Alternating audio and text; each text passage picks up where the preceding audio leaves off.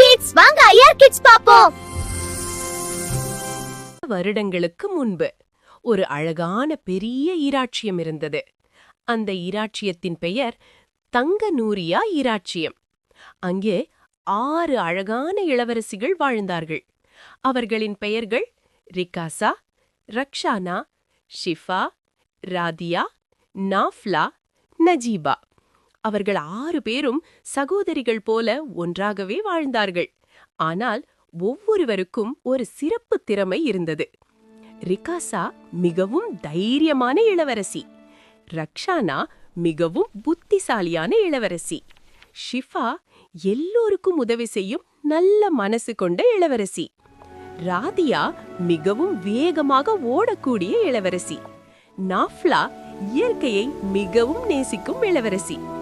நஜீபா மிகவும் அழகாக பாடல் பாடும் இளவரசி. ஒரு நாள் அரண்மனைக்கு அருகிலிருந்த மந்திரக்காட்டில் ஒரு விசித்திரமான பிரச்சனை ஏற்பட்டது. மரங்கள் மெதுவாக வாட ஆரம்பித்தன. பறவைகள் எல்லாம் அந்த காட்டை விட்டு பறந்து போனது. அதை பார்த்த அரசர் மிகவும் கவலைப்பட்டார். அப்போது தைரியமான இளவரசி ரிகாசா சொன்னாள், நாங்க போய் இந்த காட்டின் பிரச்சனையை கண்டுபிடிச்சிட்டு வருகிறோம். முதலில் அரசன் பயந்தார். ஆனால் அவர்களின் தைரியத்தை பார்த்து அவர்களுக்கு அனுமதி கொடுத்தார். அதன் பிறகு 6 இளவரசிகளும் மந்திரக்காட்டுக்குள் பயணம் செய்தார்கள். காட்டின் நடுவில் ஒரு பெரிய மந்திர மரம் இருந்தது. ஆனால் அந்த மரத்தின் அருகில் ஒரு கருப்பு மந்திரவாதி நின்று கொண்டிருந்தான்.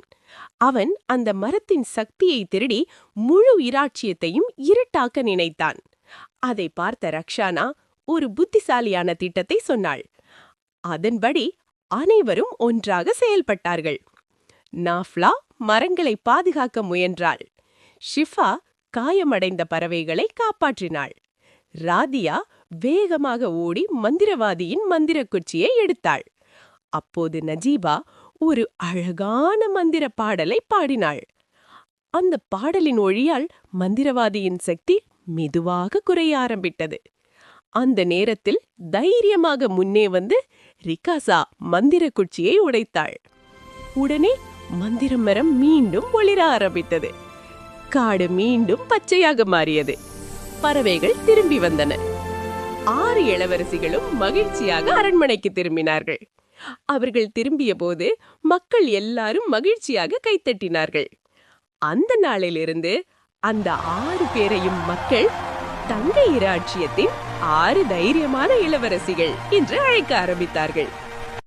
Please like the video and subscribe our channel.